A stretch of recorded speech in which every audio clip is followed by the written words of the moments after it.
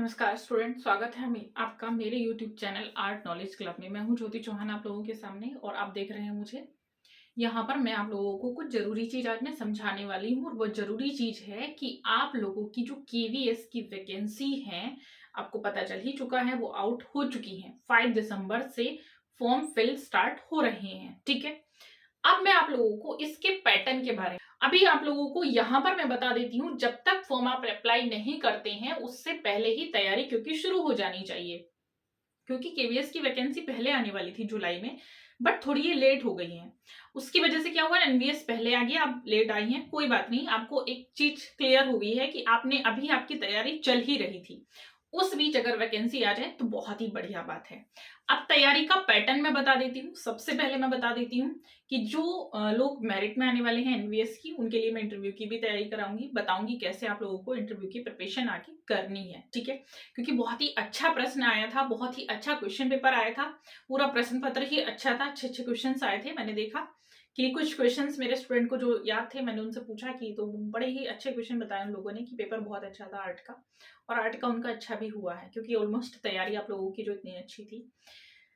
अब केबीएस, तो केबीएस में क्या क्या चीजें आ सकती हैं, कैसे तैयारी करें, वो मैं आपको बता देती हूँ। आज का टारगेट क्या होना चाहिए, केबीएस। देखिए, किसी भी एग्जाम को क्लियर करने के लिए आर्ट से रिलेटेड मैं बता रही हूँ आप लोगों को अभी ये, क्योंकि आर्ट में देखिए क्या है, एक चीज आपको पता है, ये बहुत ही डिटेल में भरी हुई है, इसका बहुत ही लेंथी सिलेबस है। बट यहाँ पर क्या है, केवीएस ने बहुत ही लिमिटेड दे दिया है।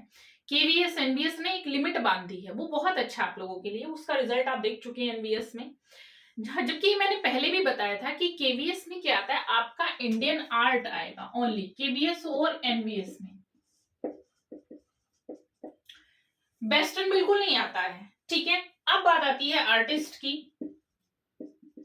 और इंडियन आर्ट में भी देखिएगा कुछ चीजें ऐसी हैं, जैसे आपका प्रागैतिहासिक काल है, सिंधु सभ्यता है, आपका गुफाएं हैं, अजंता की गुफाएं, एलोरा की गुफाएं, जोगीमारा की गुफाएं, ठीक, एलिफेंटा, ये ज्यादा पूछा जाता है।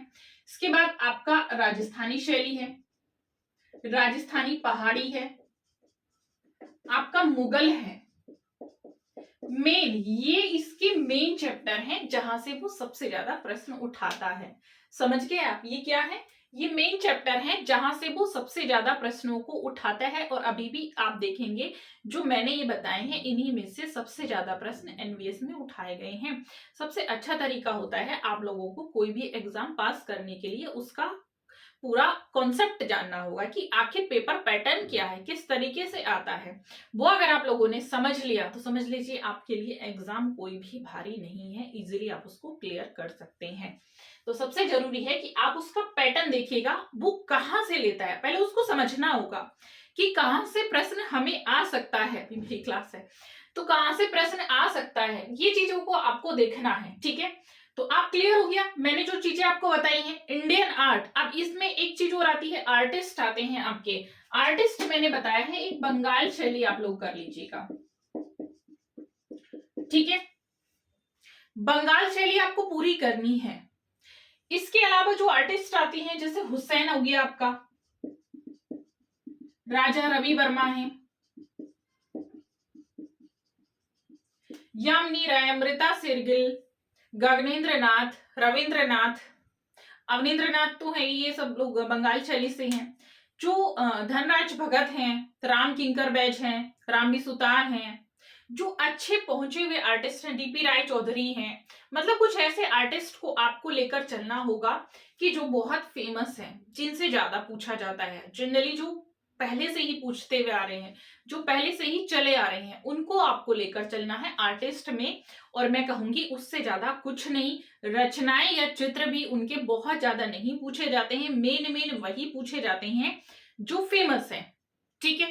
ये पैटर्न होता है पूरा, ये जो पैटर्न मैंने बताया, अगर आप लोगों ने पैटर्न देख लिया है, पैटर्न आपको पता है, तो आपके लिए ये एग्जाम टफ नहीं है। फर्स्ट अटेम्प्ट में ही आप क्लियर कर सकते हैं, ये मेरी गारंटी है, ठीक है।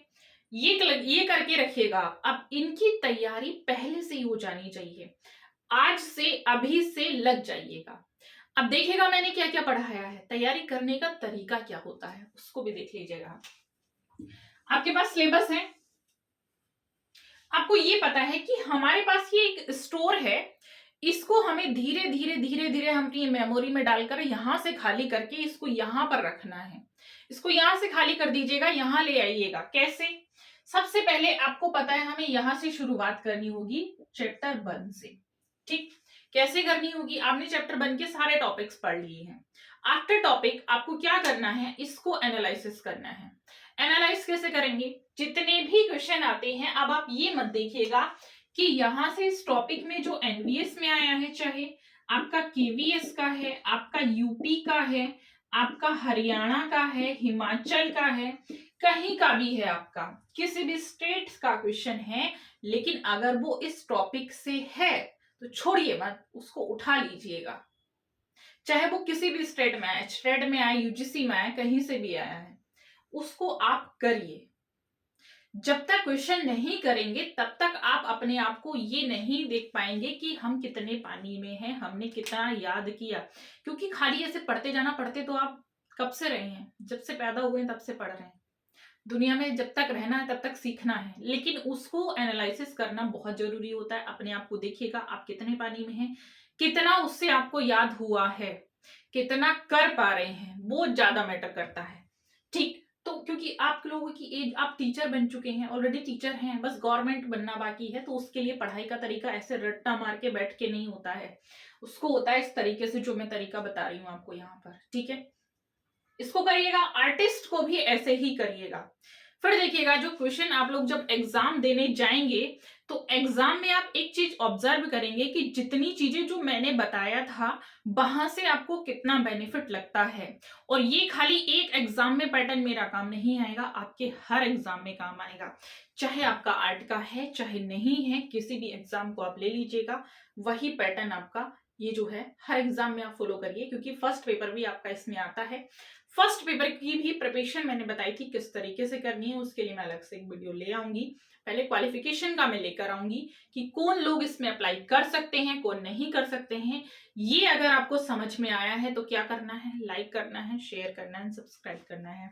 दूसरा, क्वालिफिकेशन पर मैं लेकर आऊंगी कुछ छोटी छोटी चीजें, तब भी मैं आपको बताऊंगी कि आपको पढ़ने का तरीका आपका क्या होना चाहिए। क्या एक सवाल मेरे पास आता है, हमेशा आता है, मैं देखती हूँ कमेंट्स में भी आता है, मेरे पास पर्सनली भी आता है कि कितने घंटे पढ़ें। इसका सॉल्यूशन मैं कई बार बता चुकी हूँ। कितने घंटे नहीं पढ़ना है, आपको टॉपिक वाइज पढ़ना है। घंटे काउंट करेंगे तो घड़ी की सुइयां ही देखते रह जाएंगे, और टॉपिक काउंट करेंगे तो टॉपिक याद भी हो जाएगा। ठीक है, डिटेल पर बात करेंगे इसमें आगे। मिलती हूँ आपको। Thank you so much.